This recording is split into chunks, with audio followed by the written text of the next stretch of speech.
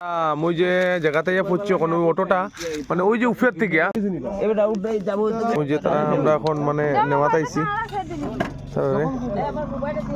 মানে বাবাই তারা যে বাঁচাইছেন। ভুবন তীর্থ থেকে ফেরার পথে ভয়াবহ দুর্ঘটনা, গুরুতর আহত অন্তঃসত্ত্বা মহিলা সহ 5। বসন্ত পূর্ণিমার পুণ্যতিথিতে ভোলা বাবার পূজা দিতে ভুবন চূড়ায় পৌঁছেছিলেন কাছাড় জেলার কুম্বা চা বাগান এলাকার একদল ভক্ত।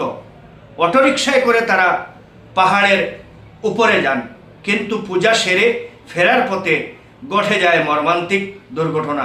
জানা গেছে, ভুবন পাহাড়ের কৃষ্ণপুর রোড দিয়ে নেমে আসার সময় রাতের অন্ধকারে নিয়ন্ত্রণ হারিয়ে অটোরিকশাটি রাস্তার ধারে কয়েক ফুট গভীর খাদে পড়ে যায়।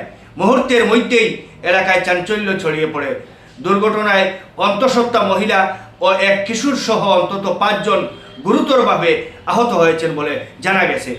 ঘটনার খবরে স্থানীয় মানুষের তৎপরতায় 108 মৃত্যুঞ্জয় অ্যাম্বুলেন্সের সহিত যোগাযোগ করা হয়, পাশাপাশি অতিরিক্ত গাড়ির ব্যবস্থাও করা হয়।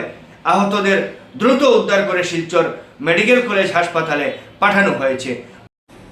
এখন বাজে রাত্র 2টা।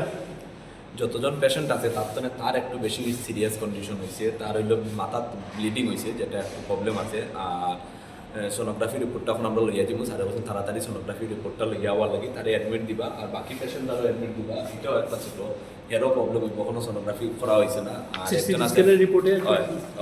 স্ক্যানের রিপোর্টে ব্লিডিং ধরা পড়ছে ওই জন্য। আর মুকেশ তাঁতির গড় হইল গিয়া তার বাবা নাই, তার মা একলা, আর তার কাকুয়ে কখন আইছেন। তো ফাইন্যান্সিয়ালি যতটুকু পারি আমরা তারে হেল্প করার চেষ্টা করবো, ওটাই আমার রিকোয়েস্ট। আর তারা 1-2 জন না, প্রায় 6-7 জন আছে, একজন প্রেগনেন্ট লেডিও আছে। যত